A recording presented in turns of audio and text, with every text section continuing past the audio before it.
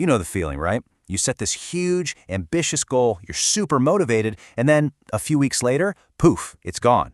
We always blame ourselves, I don't have enough willpower, or I'm just not disciplined. But what if the problem isn't actually us? What if it's the way we're setting the goal in the first place? And what if a tiny little two-word trick could completely flip the script on our chances of success? I mean, come on. It's the classic story, isn't it? Every January, we start with these amazing intentions. And by February, that gym membership is just collecting dust. But here's the thing. That's not a personal failure. It's a planning failure. So today, we are going to dive into the psychology of why this happens, and more importantly, how a super simple strategy can actually fix it for good. All right, so here's our game plan. First, we'll talk about the big mistake most of us make, what I'm calling the vague intention trap. Then we'll get into the good stuff, the power of an if-then plan. We'll even look at some solid proof from a really cool study, figure out the science behind why it works, and then, of course, I'll show you exactly how to use this for your own goals. Okay, so let's jump right into part one, the vague intention trap. The number one reason our goals just fizzle out is because we stop at wanting it, right? We set these kind of fuzzy, blurry intentions. And honestly, that's just a recipe for disaster the second life gets a little busy.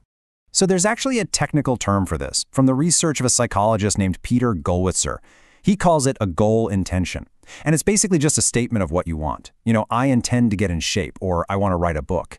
And look, that's a super important first step. You got to know what you want. But it's only half the battle. Think of it like this. It tells you the destination, but it gives you absolutely no map, no GPS, no directions on how to actually get there. And that brings us to the solution. This is kind of the hero of the whole story. The official name is an implementation intention, which sounds a bit complicated, I know, but you can just think of it as a simple if-then plan. This is the magic trick that turns a fuzzy wish into a concrete, almost automatic action. Okay, let's just look at these side by side. On the left, you've got the standard goal, I intend to exercise more. And hey, that's a nice thought, but it leaves everything up to how you feel in the moment. But look at the right.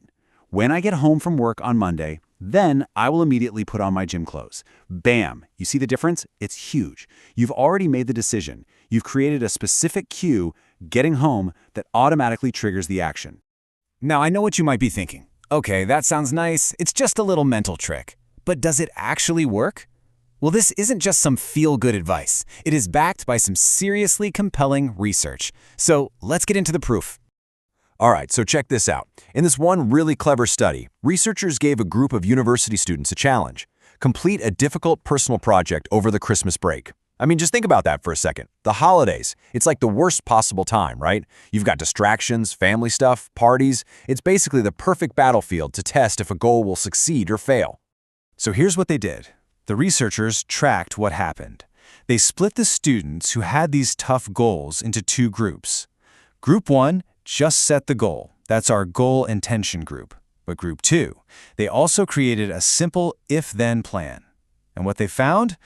Well, it's pretty staggering. Get this. For the students who only stated their goal, I intend to do this project, only 22% of them actually followed through. 22%. That's less than 1 in 4. And I don't know about you, but that number, it feels kind of familiar, doesn't it? Okay, but now, check out the other group. The students who made a simple if-then plan, their success rate jumped to 62%. 62! That's almost 3 times higher. And think about it. Nothing else was different. Same students, same difficult project, same crazy holiday distractions. The only change was adding those 2 little words, if and then. And this wasn't just a one-time thing. In another study, they had students write a report over the holidays. The goal-only group, they clocked in at a 32% completion rate. Not great. But the group who made an if-then plan, a whopping 71%, it more than doubled. I mean, the evidence here is just crystal clear. This simple little trick, it works. So the big question is, why? Why is this simple little plan so powerful? Well, the psychology behind it is actually pretty cool. What an if-then plan does is it basically hacks your brain's own habit-forming system to put your goal on autopilot. Here's how it breaks down. Step 1, your if or when part of the plan names a very specific future situation. That's your trigger. Step 2, your then part links a specific action you want to do right to that trigger. And then step 3, the magic happens. Your brain creates this super strong connection. So when that situation actually happens, the behavior gets triggered almost automatically. You don't have to think, you don't have to use willpower. You've basically built yourself an instant habit. You know, there's this great quote from the original research that just nails it. It says you're no longer relying just on your commitment. You're delegating the control to the situation. Think about that. You're taking the pressure off your future self, the one who's going to be tired and distracted, and you're letting this situation do the heavy lifting. The environment itself becomes the cue, which makes you so much more consistent.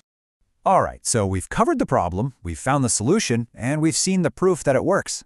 Now for the most important part. Let's turn this into a practical tool that you can start using, like right now, to nail your own goals. Let's get really practical here. So instead of a vague goal like eat healthier, try this. If I am making my lunch in the morning, then I will pack an apple.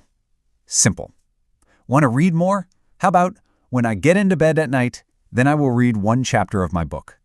Trying to stop procrastinating? Try, if it is 10 a.m., then I will start work on my most important task. You see how each one takes that fuzzy idea and turns it into a super specific command that's tied to a time or an event? And really, that is the whole secret. That's the magic right there. You make the difficult decision just one time, up front, when you're feeling motivated and your head is clear. You're not banking on future you to make a good choice at the end of a long, stressful day when your willpower is totally shot. The decision is already made. All you have to do is follow the script. It makes it almost effortless. So I want to leave you with this one question to think about. The next time you find yourself failing to reach a goal, before you beat yourself up about having no willpower, just ask yourself this. Did I ever make a plan? Is it possible that your failure wasn't a lack of willpower at all, but just the lack of a simple if-then plan? Because maybe, just maybe, the secret to hitting your goals isn't about more hustle or trying harder. Maybe it's just about planning smarter.